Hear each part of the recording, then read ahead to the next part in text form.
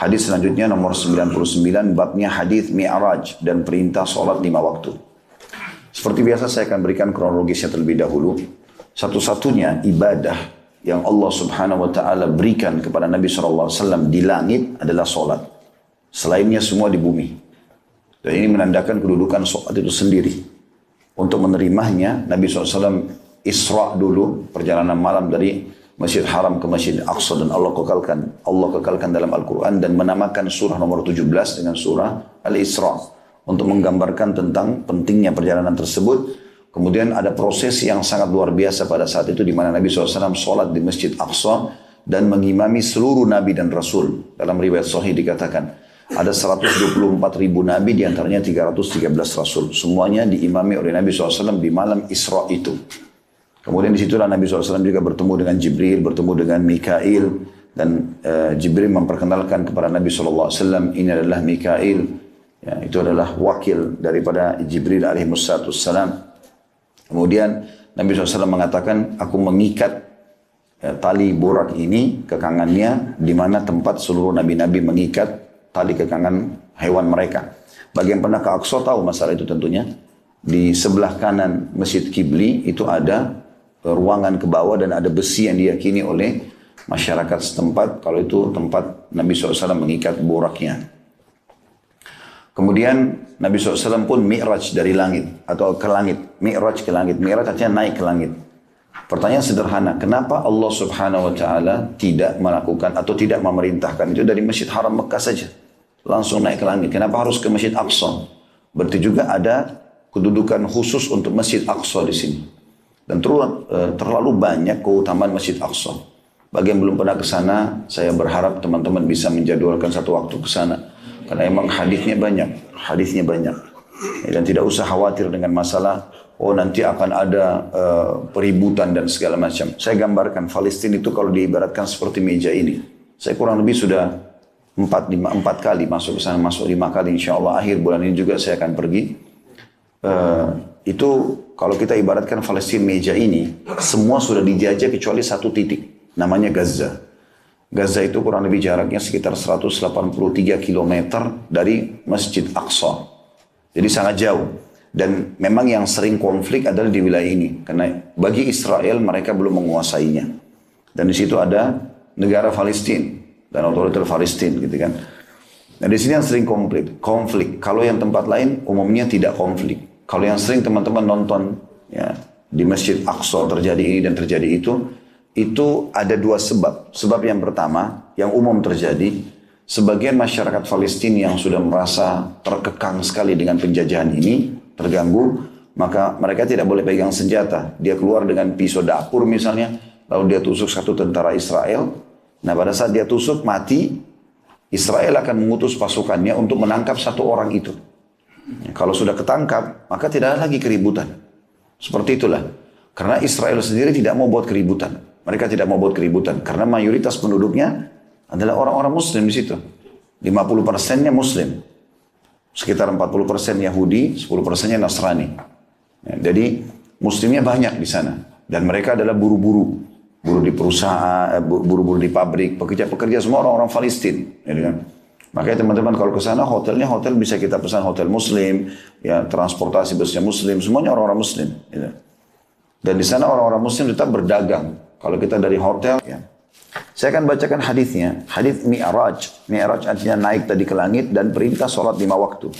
Hadis nomor 99 dan sanadnya sahih dari Anas bin Malik radhiyallahu anhu bahwa Rasulullah SAW bersabda, Utitu bil buraqi wa huwa dabbatun abyadu tawilun fawqa al-himari wa duna al-baghal yada'u hafirahu 'inda muntaha tarfihi. Qala farakibtuhu hatta ataitu bait al-maqdis. Qala farabattuhu bil halqati allati yarbutu bihi al-anbiya.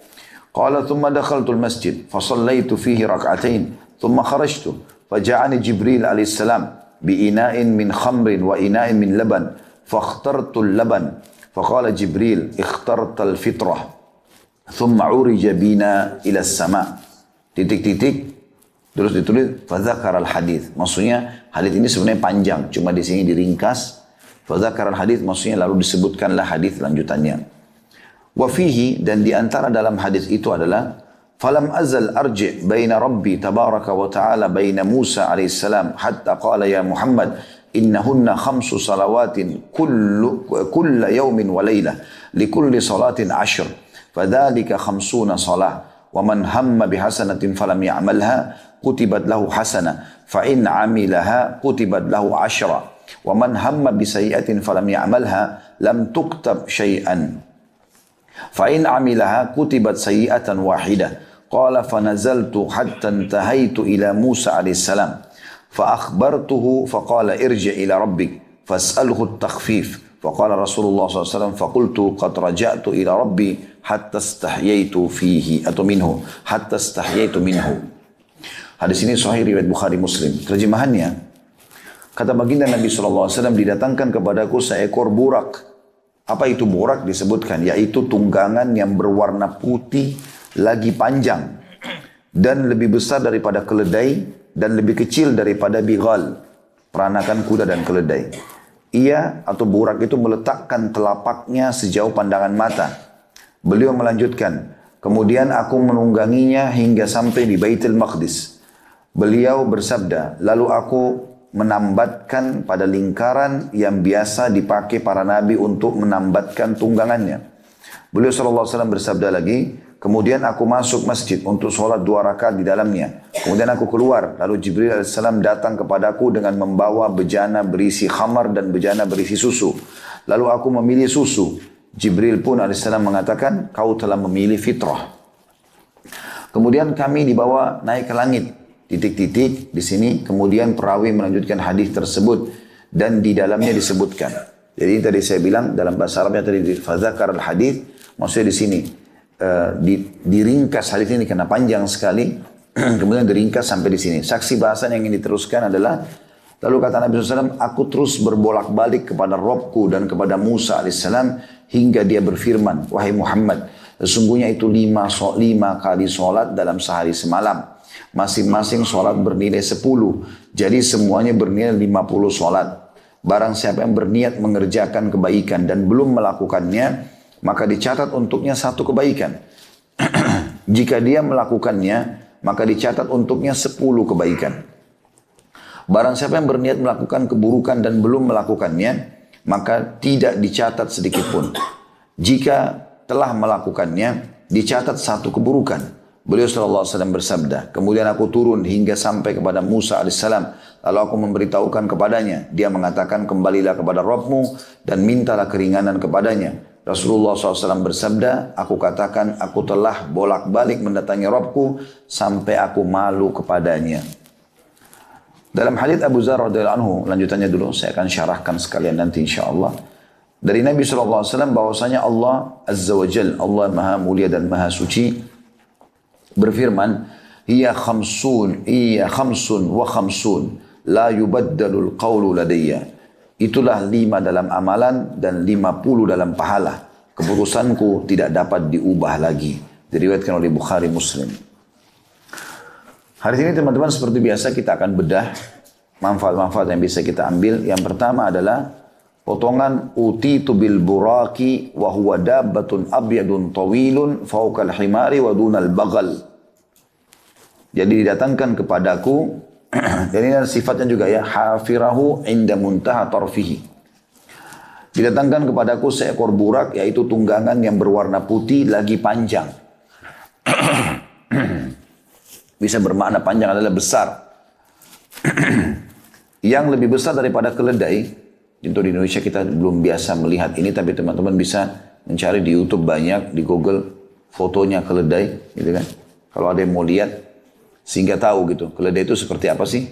Karena memang keledai ini juga ada disebutin dalam Al-Quran, dalam surah Luqman ya, tapi tentang suara dia yang buruk.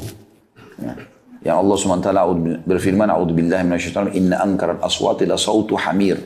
Sesungguhnya suara yang paling buruk adalah suara keledai, karena kalau dia teriak bersuara itu suaranya ribut sekali. Ya.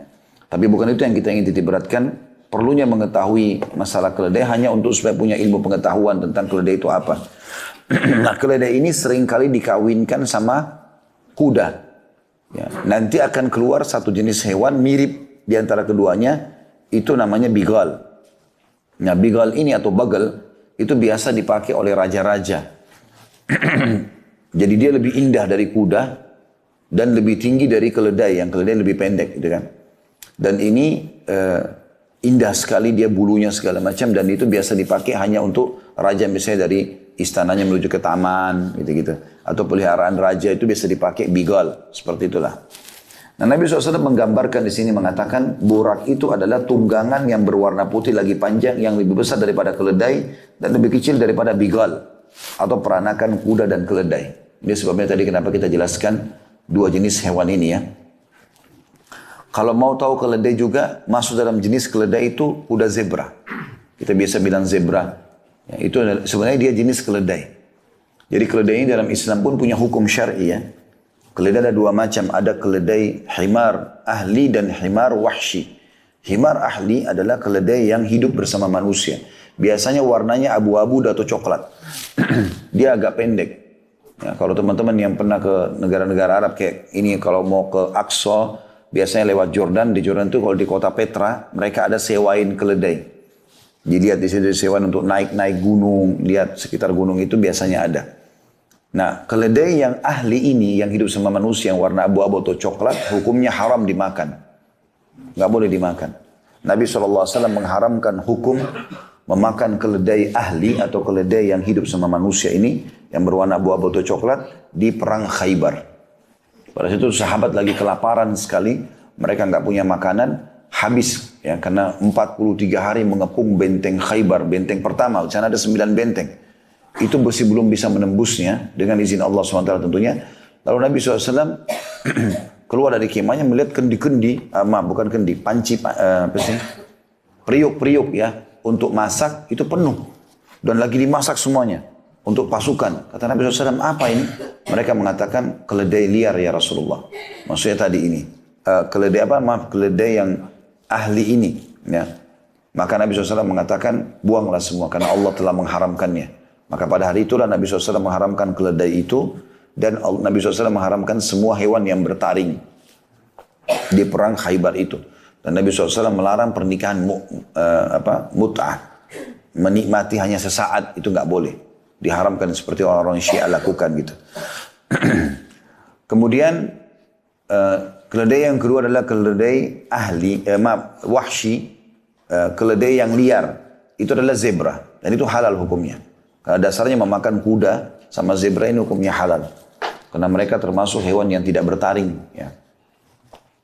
Tapi khusus keledai yang hidup sama manusia tidak boleh. Nah, Nabi SAW menggambarkan burak ini antara keledai sama bigal. Ya. Kemudian dikatakan sifatnya, kecepatannya burak ini. Burak itu meletakkan telapaknya sejauh pandangan mata. Artinya sangat cepat, mungkin hanya hitungan sesaat sudah langsung tiba di Masjid Aqsa. Ya, makanya waktu Nabi SAW pulang dari Isra dan Mi'raj ini, beliau jalankan Isra itu jalan malam hari. Itu subuh, pagi, udah sampai lagi di Mekah. Maka beliau lagi duduk di depan Ka'bah. Jadi merenungi kejadian semalam ini. Karena kejadian Isra Mi'raj ini luar biasa gitu. Luar biasa. Jalan, ya, terbang, bukan jalan ya, terbang dengan kuda bersayap. Tidak pernah ada kuda bersayap. Burak bersayap. Kemudian terbang dari Masjid Haram ke Masjid Aqsa.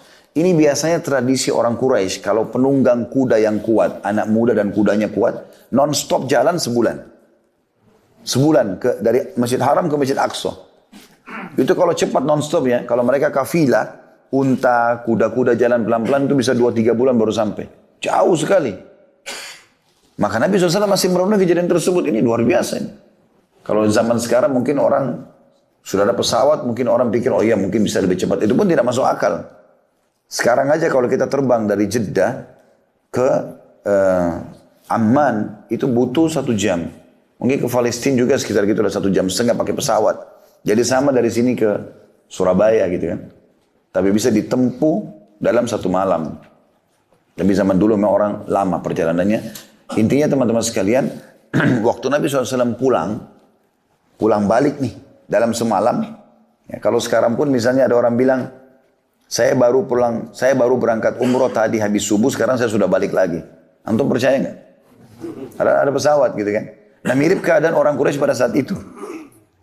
Maka Nabi SAW duduk, sudah terbit matahari, duduk depan Ka'bah, merenungi kejadian semalam ini luar biasa gitu. Selain Isra ke Masjid Aqsa, naik burak, naik lagi ke langit. Itu di langit itu langit 1, langit 2, langit 3 sampai langit 7 ketemu sama nabi-nabi. Ketemu dengan Nabi Yusuf, ketemu dengan Nabi Isa dan sepupunya Nabi Yahya, ketemu dengan Nabi Harun, ketemu dengan Nabi Musa, ketemu dengan Nabi Ibrahim alaihissalam, ketemu dengan Nabi Idris. Jadi ketemu dengan Nabi Yusuf, ya. Di 7 lapis langit ini ketemu. Di setiap langit itu ada nabi-nabi tertentu. Jadi ini kejadian juga yang luar biasa. Nabi SAW belum pernah naik ke langit kecuali pertama kali pada saat itu. Juga bertemu langsung dengan para nabi-nabi. Ya, secara langsung lalu ngobrol sama mereka. Kemudian juga sampai ke Sidratul Muntaha lalu menerima perintah sholat. Kemudian kembali lagi ke Aqsa, kembali lagi ke Mekah. Maka Nabi duduk merenungi kejadian pada saat itu. Dan juga ada riwayat-riwayat yang menyebutkan pada saat perjalanan Isra itu Nabi SAW diperlihatkan segala jenis siksa kubur. Ya, siksa kubur. Maka dilihatkanlah pada saat itu. Intinya kisah yang sangat panjang Isra dan Mi'raj itu. Nah, Nabi SAW duduk di depan Ka'bah merenungi kejadian semalam. Lewatlah Fir'aunnya umat ini. Ya, Abu Jahal. Lewat. Lalu dia mengatakan, hai Muhammad, kenapa kau kayak orang begitu? Kayak kalau kita mungkin melongo-longo, orang yang bingung. Kenapa? Menurut dia seperti itu. Tapi Nabi SAW bukan bingung. Nabi malah terkagum-kagum dengan kejadian itu. Karena beliau pada saat tiba di Sidratul Muntaha menggambarkan Sidratul Muntaha itu dipenuhi dengan perhiasan-perhiasan seperti kuping-kuping gajah dan sulit untuk digambarkan keindahannya. Jadi Nabi SAW menggambarkan bagaimana keadaan langit itu. Maka Nabi SAW dengan polosnya cerita. Gitu kan? Semalam datang kepada saya Jibril membawa burak. Burak itu kuda bersayap. Kemudian terbang ke Palestina. Gitu kan? Kemudian di sana saya ketemu sama nabi-nabi, saya sholat Masjid Aqsa. Kemudian saya mi'raj ke langit. Langit pertama ketemu sama si fulan. Nabi sebutin semua nama nabi-nabi sampai saya terima waktu sholat. Lalu saya kembali lagi ke Aqsa, saya kembali ke Mekah. Panjang lebar. Pertama kali Abu Jahal mau dengar cerita Nabi ini. Selama ini gak pernah mau gitu. Tapi subhanallah dasarnya orang jahat gitu kan. Jadi dia dengar bukan untuk dapat hidayah. Lalu dia mengatakan, apa benar ini semua yang kau lakukan hai Muhammad? Perjalanan yang kami jalan 1 bulan dengan kecepatan kuda terbaik kami dan anak muda terkuat kami. Pergi, pulang berarti 2 bulan dalam 1 malam kau lakukan? Kata Nabi SAW, iya. Apa kata Abu Jahal? Pertama kali juga dia lakukan ini. Kalau saya kumpulkan masyarakat Mekah, kau mau ceramah nggak? Sampaikan nih. Kata Nabi SAW, tentu saja. Tapi tujuannya bukan supaya masyarakat Mekah percaya.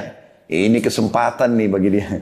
Kesempatan ini berita bohong. Masa nggak masuk akal bagi dia gitu kan. Maka Abu Jahal bersama Nabi SAW mengajak Nabi ke Bukit Abi Kubais. Bukit Abi Kubais ini bukit tempat iklan di Mekah. Zaman dulu nggak ada medsos, nggak ada pengeras suara. Jadi di dekat Sofa, antara Sofa dengan Ka'bah itu dulu ada bukit di situ. Namanya Bukit Abi Kubais. Sekarang sudah tidak ada tentunya. Itu kalau ada informasi penting, ada yang naik ke atas, terus dia teriak-teriak, wahai penduduk Mekah, ada informasi begini. Dan itu tidak boleh sembarangan orang naik ke atas. Kalau ada sembarangan orang naik, dianggap main-main, ditebas lehernya. Nggak boleh, orang tertentu saja.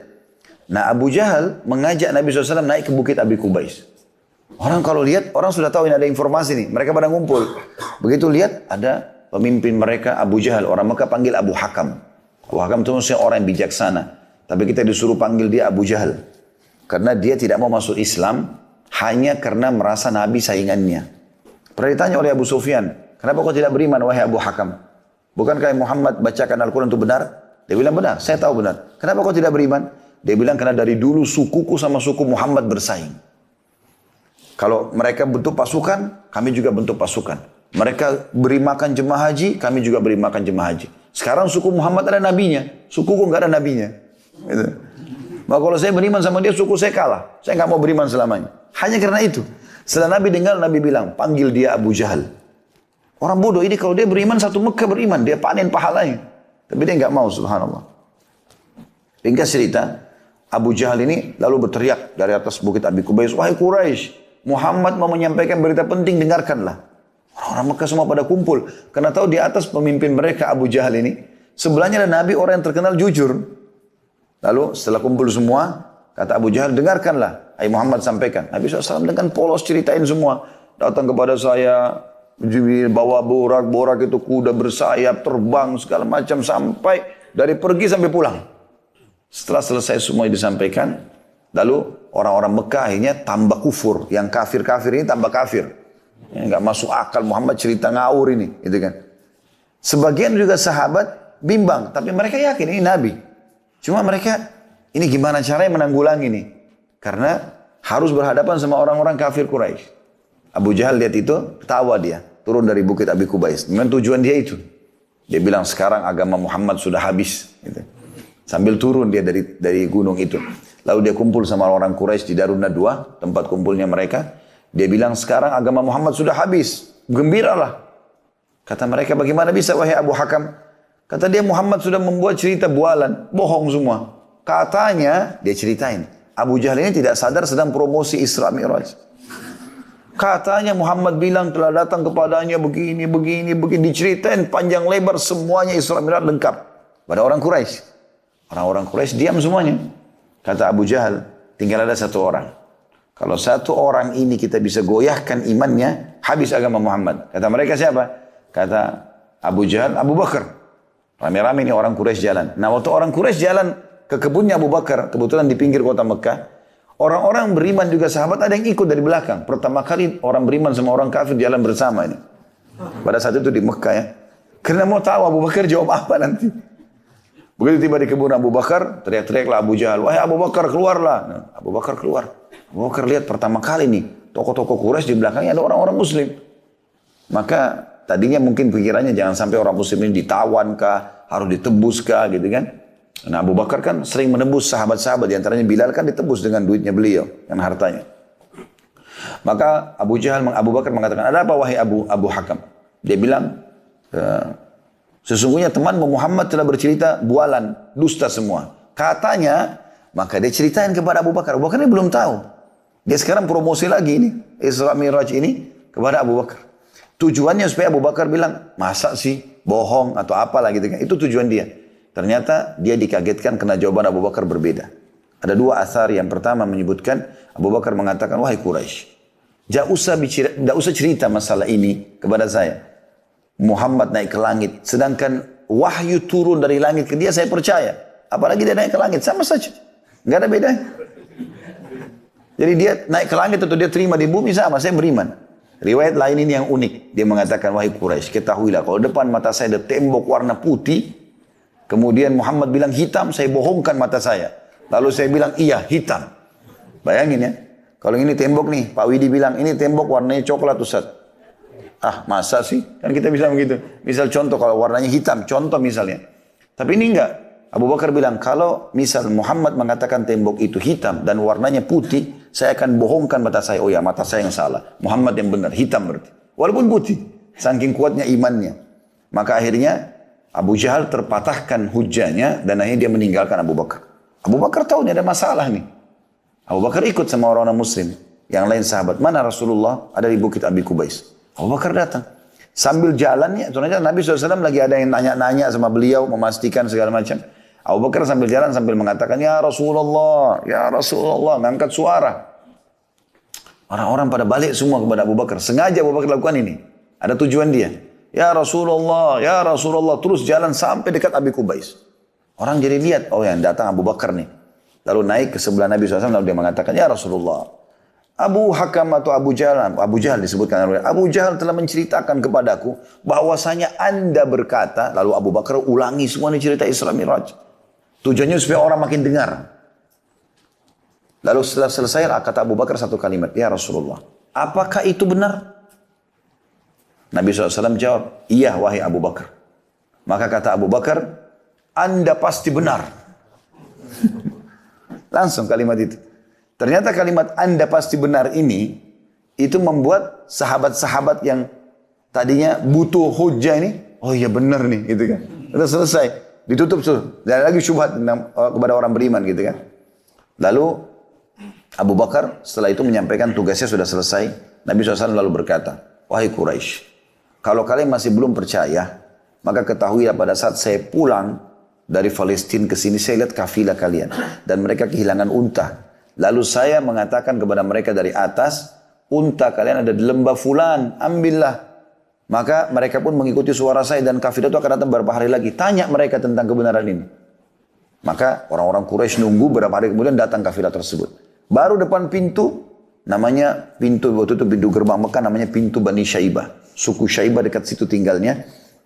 Lalu orang Quraisy begitu melihat kafilah tersebut lewat, dan Nabi SAW sempat sebutin ya, nama-nama mereka, jenis warna-warna untanya, bahkan kalau nggak salah unta bagian depan ada kain di lehernya Nabi sebutin, gitu kan. Yang jelas, waktu datang kafilah seperti yang Nabi gambarkan. Lalu orang-orang Quraisy bertanya, hai Quraisy, ditanya, Quraisy Mekah tanya kepada Quraisy sana, hai Quraisy, kalian dari mana? Kami dari Palestina. Ini belum masuk ke Mekah, jadi belum ada yang bertanya sama sekali. Nggak mungkin direkayasa gitu kan. Apakah kalian kehilangan sesuatu di jalan waktu sementara dari Palestina ke sini? Mereka bilang, iya. Kami kehilangan unta. Lalu apa yang terjadi? Kami mencari. Sementara kami nggak ketemukan, lalu kami dengar ada suara mengatakan, hai Quraisy, unta kalian di lembah fulan. Kami ikuti dan kami temukan. Maka seperti yang Nabi sampaikan, sekarang Quraisy yang di kafilah bertanya kepada Quraisy yang di Mekah, hai Quraisy, dari mana informasi ini? Kami sendiri belum ada yang masuk ke Mekah, belum ceritain. Kata mereka, dari Muhammad. Semenjak itu, kebalik keadaan orang Mekah yang tidak beriman Isra Mi'raj jadi meyakini kejadian Isra dan Mi'raj. Gara-gara kejadian. Dan ini peran Abu Bakar sangat besar radhiyallahu anhu. Ya. Itu yang diambil pelajaran dari makna ini. Kemudian selanjutnya, potongan yang kedua, kalau mau dikasih angka di situ, kemudian aku menungganginya hingga sampai di Baitul Maqdis. Jadi kalimat Baitul Maqdis. Bait artinya rumah, Maqdis maksudnya disucikan. Rumah yang disucikan. Ya. Ini nama lainnya Masjid Aqsa. Kalau Masjid Aqsa, Aqsa artinya jauh. Allah SWT menggunakan kalimat ini di awal surah Isra untuk menggambarkan jauhnya jarak itu. Subhanalladzi asra bi'abdihi minal masjidil harami ilal masjidil aqsa. Ya. Maha suci Allah telah memperjalankan hambanya di malam hari dari Masjidil Haram ke masjid yang jauh, Masjid Aqsa. Tapi beberapa hadis menyebutkan nama khusus masjidnya Baitul Maqdis. Ya, Baitul Maqdis. Kemudian selanjutnya itu pelajaran tentunya tentang masalah Baitul Maqdis. Potongan yang ketiga. Lalu aku menambatkan pada lingkaran yang biasa dipakai para nabi untuk menambatkan tunggangannya. Ini potongan ketiga. Jadi ada riwayat lain menjelaskan kata Nabi SAW, sesungguhnya tidak ada seorang nabi pun kecuali memang Allah pernah buat mampir atau singgah di Aqsa, di Masjid Aqsa atau di Baitul Maqdis. Ini menandakan memang luar biasa masjid ini karena semua nabi-nabi 124 ribu nabi di antaranya 313 rasul semuanya sudah pernah mampir di situ. Dan umumnya semua menunggangi tunggangan yang diikat di tempat yang sama. Makanya saya bilang kalau teman-teman satu waktu insya Allah Allah mudahkan ke sana. Kalau ini lokasi Masjid Aqsa kurang lebih 1,4 hektar. Seingat saya 14.000 sekian itu meter. Itu ada kotak masjid kayak tembok masjid. Tapi ini lebih banyak pelataran yang kosong. Tidak ada bangunannya. Nanti di situ kita akan temukan begitu jalan mungkin kurang lebih masuknya kalau saya tidak salah ya.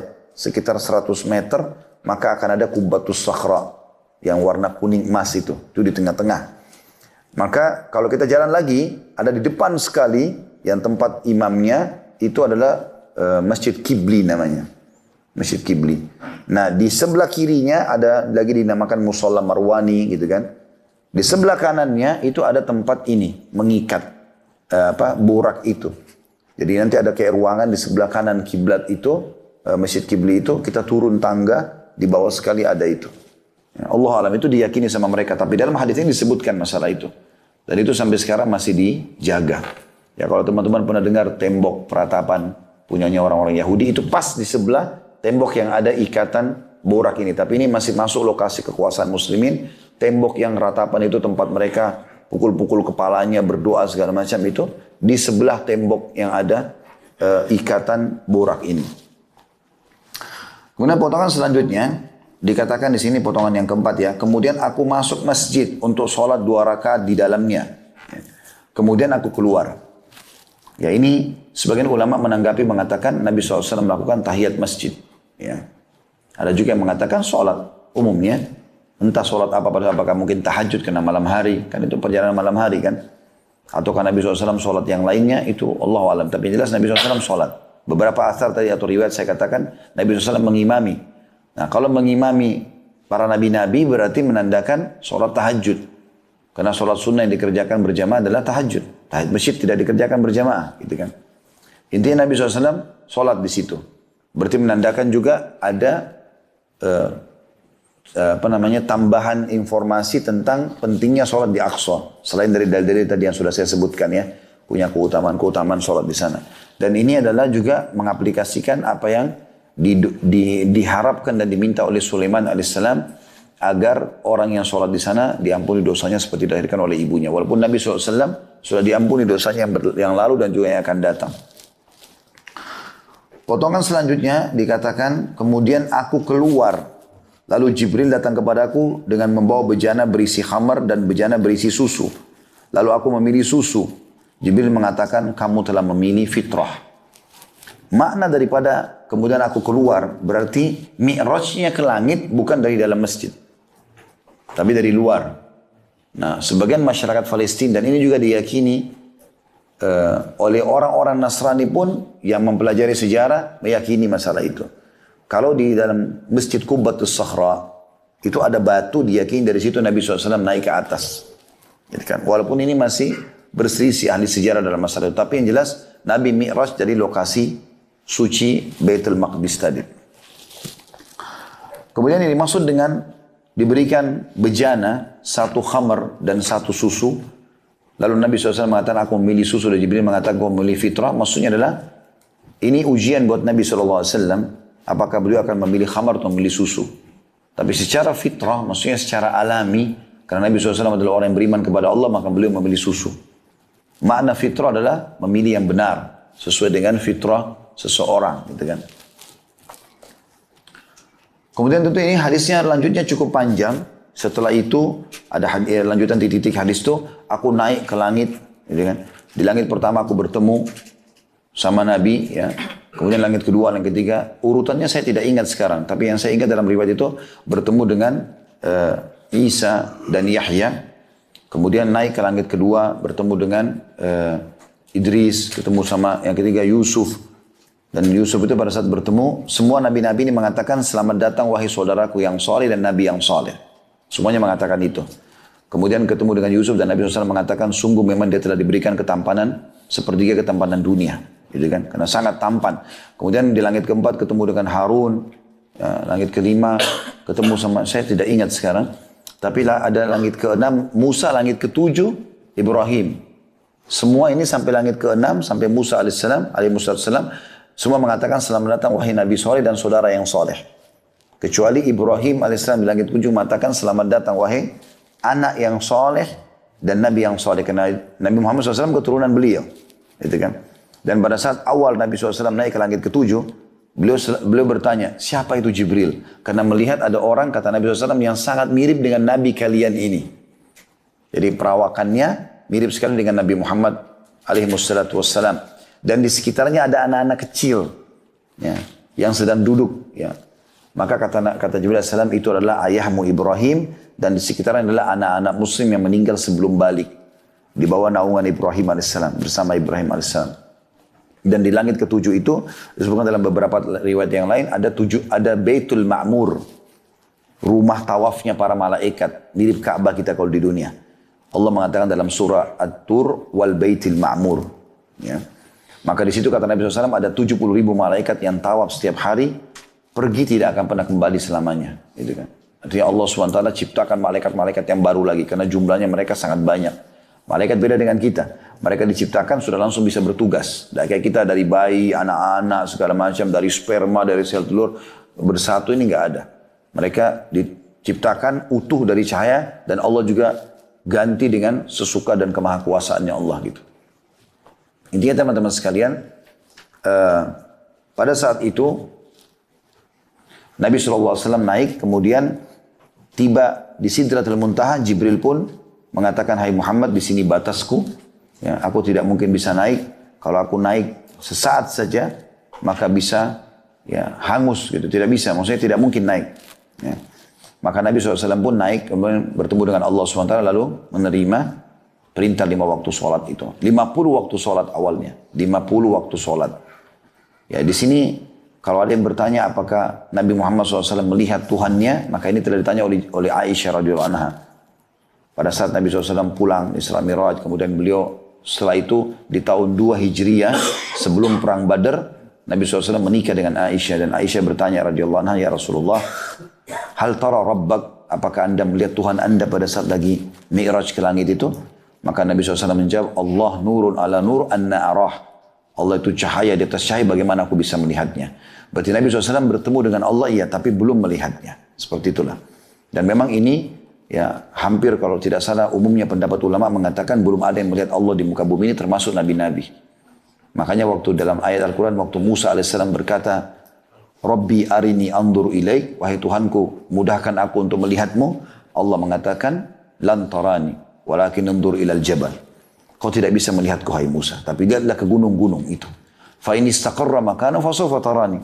Kalau gunung-gunung itu bisa menampung kedatanganku, maka baru kau bisa melihatku. Jadi tidak bisa. Falamma tajalla rabbul jabal, pada saat Allah dengan kemahakuasaannya Allah mau ke gunung itu, maka ja'alahu dakka, semuanya hancur lebur. Enggak bisa, enggak mampu tentunya dengan kemahabesarannya Allah Subhanahu wa taala. Intinya seperti itu. Maka Nabi Muhammad SAW menerima perintah waktu sholat, kemudian beliau turun. Ini saya bahas titik-titik itu ya. Titik-titik itu, karena itu ada lanjutannya. Setelah Nabi SAW turun di langit ke-7, Ibrahim AS tidak bicara apa-apa. Kemudian dia turun ke langit ke-6, ketemu sama Musa. Maka Musa AS menanyakan, hai Muhammad, apa yang Tuhanmu berikan untuk umatmu? Kata Nabi SAW, 50 waktu sholat. Kata Musa AS, berat. Umatmu tidak akan mampu itu. Minta keringanan. Nabi SAW balik minta keringanan. Allah ringankan 5 dulu. Jadi 45. Kembali lagi. Langit ke-7. Ibrahim tidak bicara apa-apa alaihissalam. Langit ke-6 Musa tahan lagi. Berapa hai Muhammad? 45. Masih berat. Nabi SAW balik lagi. Minta keringanan. Diringankan lagi 5. Terus bolak-balik sampai sisa 5. 5 pun Nabi Musa alaihissalam masih tahu. Gitu, kelemahan kita ini. Ya. Nabi Musa alaihissalam masih mengatakan berapa hai Muhammad? 5. Masih berat. Minta lagi keringanan. Barulah Nabi SAW mengatakan, saya sudah bolak-balik ke Tuhanku berulang kali dan ini saya sudah malu, gitu kan. Maka pada saat itu pun Allah berfirman kepada Nabi SAW, sesungguhnya hai Muhammad, dia 5 waktu sholat tapi berpahala 50 waktu sholat. Karena setiap pahala aku lipatkan menjadi 10 kali lipat. Intinya teman-teman sekalian, pada saat itu Nabi Muhammad SAW kembali lagi ke Aqsa, lalu kembali ke Mekah sebagaimana sudah saya ceritakan tadi. Kita masuk ke potongan selanjutnya, ya. Tentu di sini sudah saya bacakan ini potongan selanjutnya sebenarnya masih perlu kita jelaskan. Aku terus berbolak-balik kepada Rabbku dan kepada Musa alaihissalam hingga dia berfirman. Allah berfirman, wahai Muhammad, sesungguhnya itu 5 waktu sholat dalam sehari semalam. Masing-masing sholat bernilai 10. Jadi semuanya bernilai 50 sholat. Dan sampai sini tentunya teman-teman sekalian, artinya Allah Subhanahu wa taala menerima permintaan Nabi SAW diringankan sampai 5, tapi Allah tidak akan mengubah kemahamuliaannya Allah, karena Allah punya sifat akramul akramin. Allah menerima permohonan hamba untuk keringanan, iya, tapi Allah tidak mau balas keringanan itu dengan mengurangi juga kadar balasannya. Itu kemahasempurnaannya Allah, gitu kan? Misal kita kalau manusia ini transaksi, saya mau beli barang ini, diskon dong sekian. Misal 5 biji harganya sekian. Mungkin orang akan mengurangi. Ya, atau kita beli kualitas barang dengan harga lebih murah, maka kualitasnya diturunkan, gitu kan. Allah SWT tidak akan mengurangi kualitas. Jadi Allah memberikan keringanan buat Nabi SAW dan kita semua. Dari 50 menjadi 5 sholat, tapi Allah tidak sama sekali mengurangi kemahasempurnaannya. Allah tetap memberikan balasan 50 waktu sholat. Itu kemahasempurnaan Allah Subhanahu wa taala. Nah, ini satu hal yang luar biasa ya. Kita pun harus berterima kasih kepada Musa alaihissalam atas jasanya. Kalau 50 waktu sholat, per 15 menit azan. Ya, siap nggak? Bukan 15 menit mana? Per 5 menit mungkin. Azan terus iqamah sholat lagi gitu kan. Potongan selanjutnya, tadi itu mungkin yang kelima kalau nggak salah tadi ya. Ini yang keenam. Barang siapa yang berniat mengerjakan kebaikan dan belum melakukannya, maka dicatat untuknya 1 kebaikan. Jika dia melakukannya, maka dicatat untuknya 10 kebaikan. Barang siapa yang berniat melakukan keburukan dan belum melakukannya, maka tidak dicatat sedikit pun.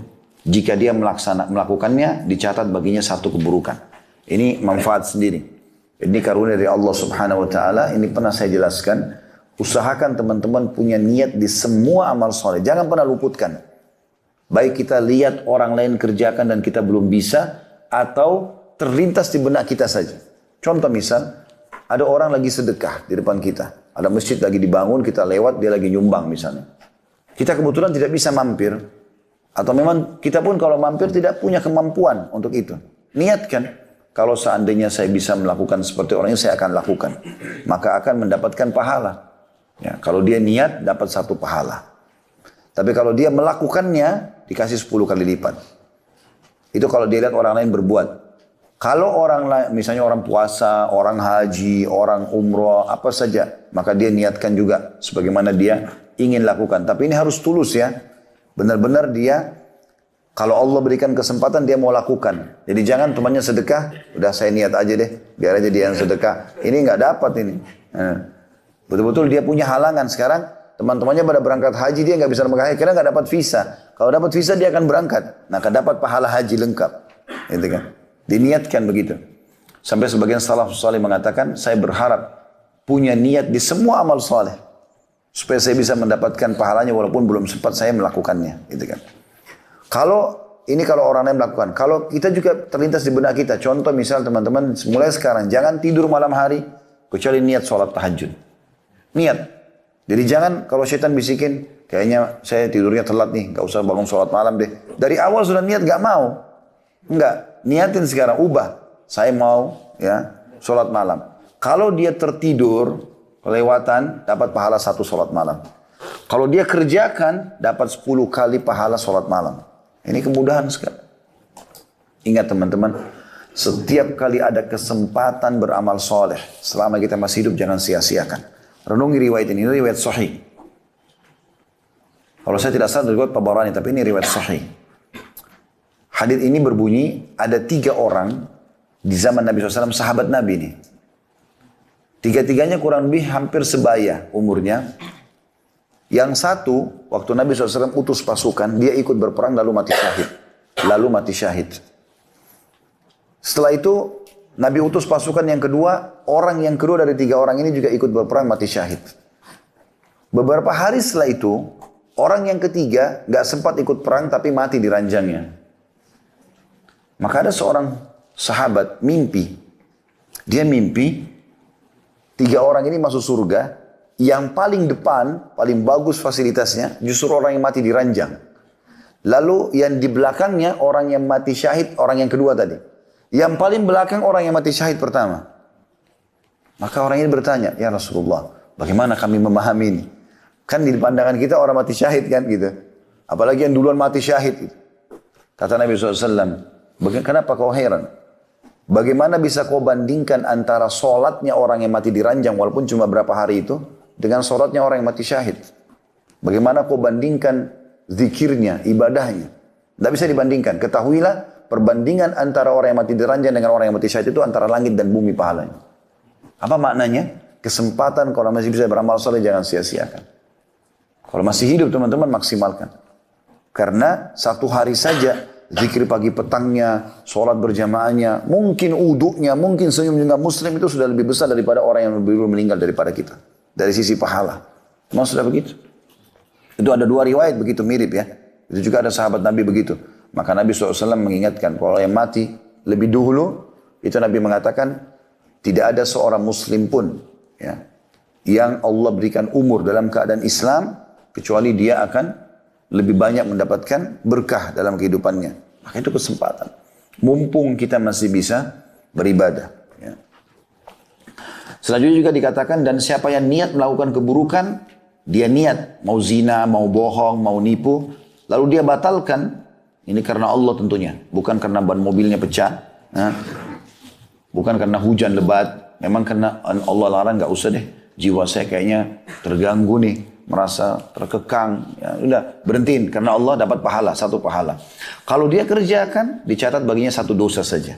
Dan ini rahmat Allah yang sangat luas. Kemudian di sini ada, ini sebenarnya selanjutnya adalah lanjutan potongan yang sebelumnya. Kemudian aku turun hingga sampai kepada Musa AS, lalu aku memberitahukan kepadanya dan dia mengatakan, kembalilah kepada Rabbmu dan mintalah keringanan kepadanya. Rasulullah SAW bersabda, aku katakan aku telah bolak-balik mendatangi Rabbku sampai aku malu kepadanya. Makna bolak-balik tadi yang saya bilang dikatakan dalam riwayat lain, memang setiap Musa menahannya, dia minta lagi, ya Allah ringankan, ya Allah ringankan. Terus diringankan 5 sampai sisa 5 saja. Ya, artinya berapa kali tuh Nabi SAW bolak-balik dari 50, 9 kali kurang lebih ya. Nabi SAW bolak-balik sisa 5. Lalu di sini di hadis Abi Dzar setelahnya, sama hadis Bukhari Muslim, yang Nabi dan Allah SWT berfirman, hiya khamsun wa khamsun, la yubaddalul qawlu ladayya. Itulah 5 dalam amalan muslimah salat dan pahalanya 50. Keputusanku tidak dapat diubah lagi. Sudah menjelang duhur, mungkin saya harus tutup di sini. Afwan ya. Subhanakallahumma bihamdika asyhadu an la ilaha illa anta astaghfiruka wa atubu ilaik. Wassalamualaikum warahmatullahi wabarakatuh.